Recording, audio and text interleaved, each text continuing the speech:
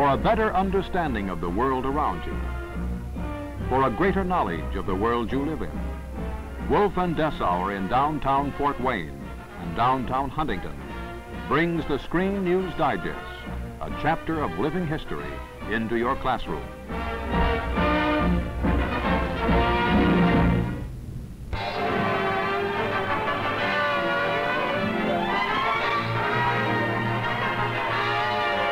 For America and her president, it is a mission of goodwill and something more. This whirlwind journey that begins in Puerto Rico with Governor Luis Muñoz Marin's warm and friendly welcome. For here and later in Venezuela and Colombia, John Fitzgerald Kennedy will seek to create a deeper and more enduring understanding of the ambitions and aspirations that the United States shares with her good neighbors in Latin America. The beginnings of such an understanding find expression first in the 200,000 persons who cheered the president on his visit to San Juan, and later in Mr. Kennedy's response to them. Puerto Rico, he says, serves as an admirable bridge between Latin America and North America. You have made it easier for us to understand each other. Next day, Mr. Kennedy flies on to Venezuela for the first visit to that country by an American president. Here, as he will do again and again, Mr. Kennedy emphasizes his country's determination to eliminate poverty and hunger from the Americas. Venezuelan President Romulo Betancourt in turn replies, "We are of the Western camp and will remain so." His words are echoed by the huge banners at the airport and by the enthusiastic crowds that line the Kennedy route to Caracas, shouting, "Viva Kennedy!" and "Viva Estados Unidos!"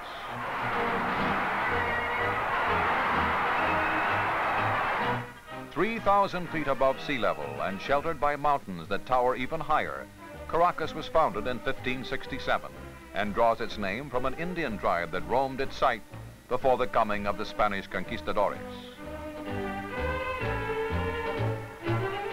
4 centuries later, the descendants of those Indians are to benefit from an alliance for progress between the United States and Latin America that brings President Kennedy to La Morita on the outskirts of Caracas. The president is to take part in the distribution to the first 86 families of deeds to their own farmlands, land to have and to hold, to work and to plow, to improve and to benefit from. This, Mr. Kennedy says, is at the heart of the Alliance for Progress. And so we will be more than good neighbors. We will be partners in building a better life for our peoples.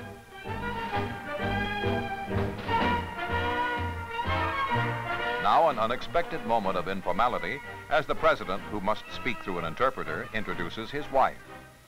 One of the Kennedys does not need an interpreter, so I'd like to have my wife say just a word to you. Señoras y señores, señor presidente, una miembro de la familia Kennedy no necesita intérprete, así que voy a presentarla para que pronuncie algunas palabras en vuestro idioma.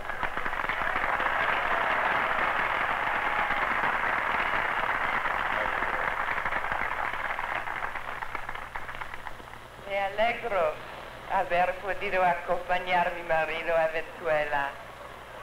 La distinción y la importancia de vuestra cultura ya me eran conocidos. También me han impresionado vuestros esfuerzos por mejorar las condiciones de vida de vuestro pueblo. Yo sé que no hay esposa, ni madre, ni padre, ni familia en este continente que pueda conformarse hasta que los habitantes de todos nuestros pueblos tengan oportunidades de trabajo bien remunerados, pueden vivir decentemente y recibir enseñanza. Estas cosas deberían estar al alcance de todos y no limitarse a unos pocos afortunados.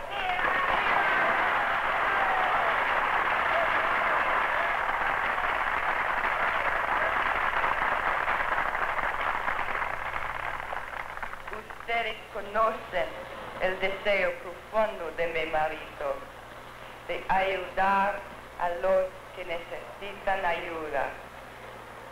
Estoy segura que con vuestra colaboración él tendrá éxito. Hasta luego, gracias. The simple words spoken in Spanish bring a spontaneous and good-natured ovation.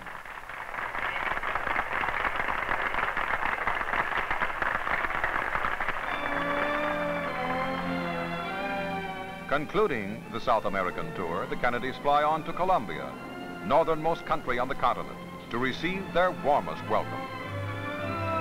Greeting them at Bogota is Alberto Lleras Camargo, president of a nation twice the size of Texas, a land that has been a staunch ally of the United States.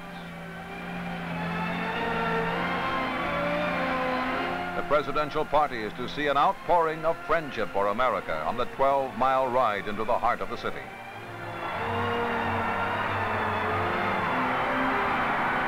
"500,000 persons turn out, nearly half the population of Bogota, a mile-and-a-half high city that has been called the Athens of America because of its long tradition as a cultural center.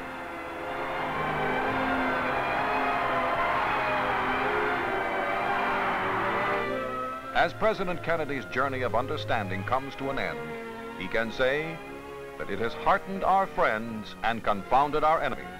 And he can find in the conferences and dinners, formal and informal, the hemispheric solidarity so vital to America and her good neighbors. Reassured and rededicated, the President brings to our allies in progress this message of hope.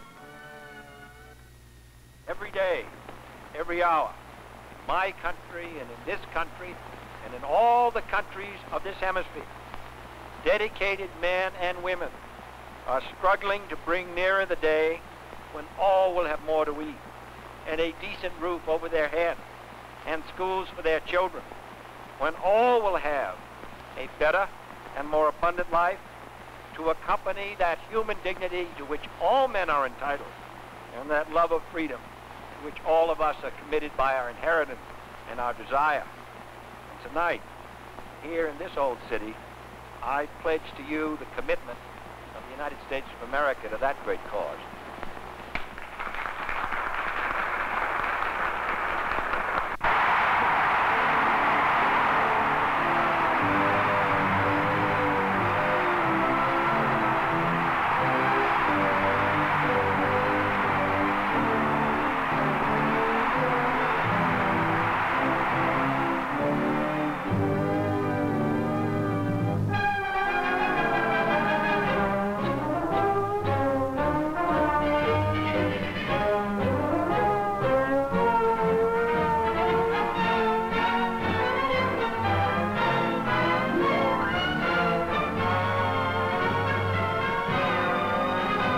I, Franklin Delano Roosevelt, do solemnly swear that I will faithfully execute the office of President of the United States and will, to the best of my ability, preserve, protect, and defend the Constitution of the United States. So help you God. So help me God. The face and the man reflect the burdens Franklin Roosevelt has carried as on January 20th, 1945, the fourth term begins. In the days and the years that are to come, we shall work for a just and honorable peace, a durable peace, as today we work and fight for total victory in war.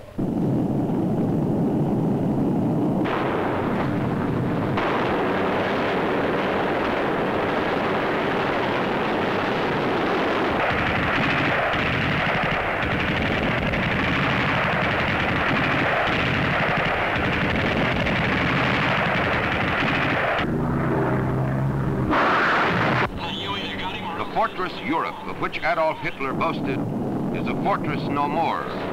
Allied air power rules the German skies. Day after day, American bombers pound and punish the Third Reich.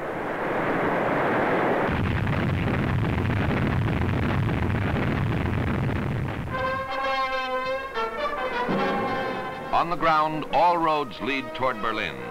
Jubilant GIs are on German soil, and mile by mile, town by town, they come, they see, they conquer.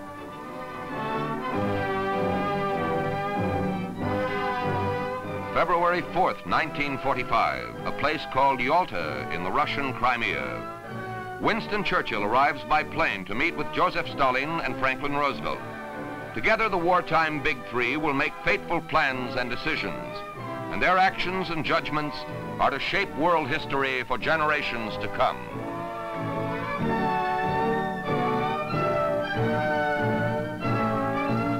In the former summer palace of Tsar Nicholas II, the leaders and their advisors meet for a week. Stalin seeks and receives important political and territorial concessions in the Far East. In exchange for these concessions, Russia promises to go to war against Japan after total victory is achieved in Europe. When the final formal conference pictures are made, the occupation and control of post-war Germany also have been determined. Each of the Big Three, plus France, will have its own zone. Roosevelt, Churchill, Stalin, these three will never meet again, and never in peace will their countries find the unity of purpose they shared in war.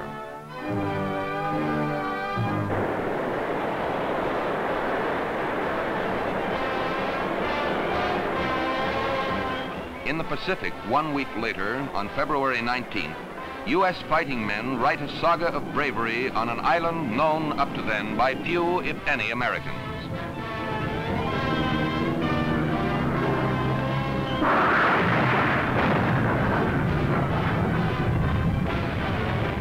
An assault force 75,000 strong is needed to secure a beachhead, and the fighting against the fanatical Japanese enemy is among the most bitter and costly in the Pacific War.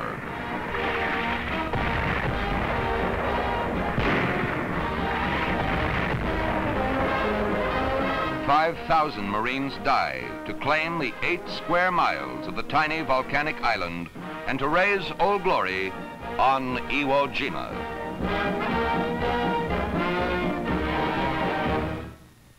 It is now March 30th, and President Roosevelt comes to the little White House at Warm Springs, Georgia, to sit by the fireplace on the cool spring evenings, to read, to rest. And it is here at 4:35 p.m. on April 12, 1945, that he dies. The journey from Warm Springs to Washington and to final burial at Hyde Park, New York, touches America as no such funeral procession since Abraham Lincoln's return to Springfield in the same month of April, 80 years before.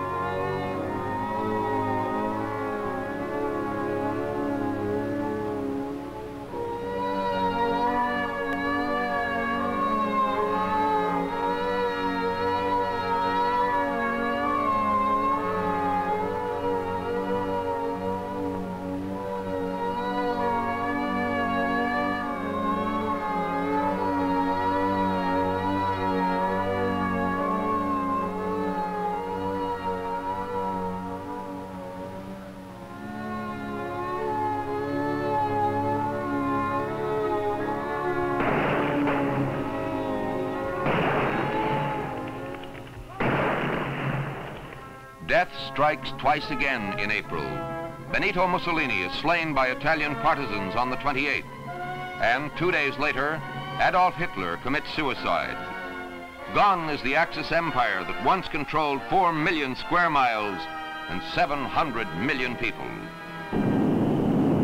Paratroops join in the final assault on the heart of Germany.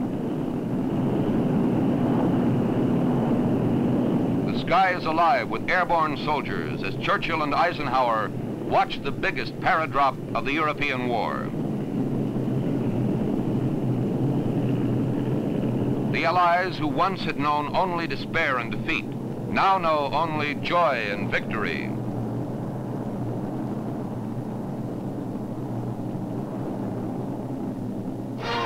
Kowloon falls, and the German army is a beaten and disorganized fighting force. The GIs, pressing ever forward, are hailed not alone as conquerors, but as liberators too. Long months and even years of internment are ending for Allied prisoners of war. Their cheers rain down on the Americans who come carrying the news that the prisoners are free. A moment, hour, and day of freedom is a memory that will endure for a lifetime in the minds and hearts of the liberated and their liberators.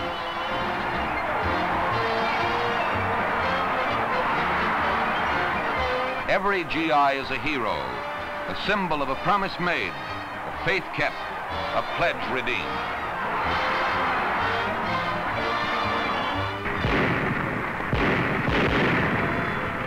May 1st, 1945.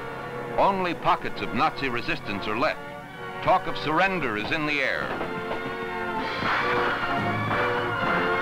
The desperate plight of a defeated nation is no better illustrated than in the remnants of the German army as they surrender. Many of the soldiers are little more than boys called to fight for a shattered dream.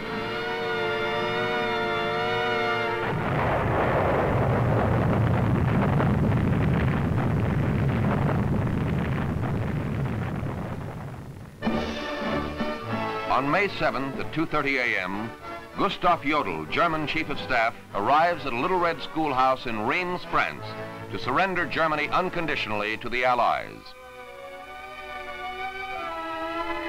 And so the war in Europe ends after 5 years, 8 months, and 6 days. Its toll, 15 million lives and almost $1 trillion. General Walter Bedell Smith accepts the German surrender and grants Jodl's request for permission to speak. In this hour, Jodl says, "I can only hope the victors will treat us with generosity." There is no reply. Later, in victory's glow, America is hailed as Europe's savior by Charles de Gaulle. I want to thank again the American people for the magnificent effort which, under the leadership of your two great presidents, Roosevelt and Truman, has made possible the victory. Without you, Americans, there would have been no future for Europe and for Asia, but a terrible servitude. There would have been neither justice nor freedom for the world. Long live the United States of America.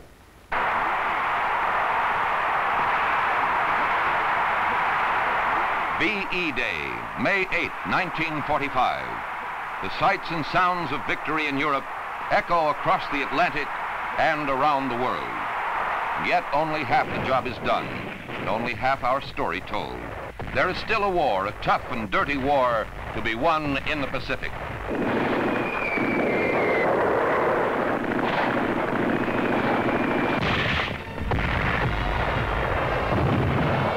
On the battle line, GIs fight and wonder and hope that they will live to see victory in the Pacific. To widen your horizons, to stimulate your interest in things going on about you, Wolf & Dessauer, one of America's great department stores, has presented the Screen News Digest as a public service.